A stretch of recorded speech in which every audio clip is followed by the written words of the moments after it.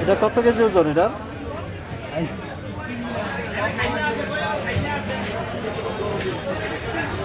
কি দোয়ানদার আছে বাইরে কোন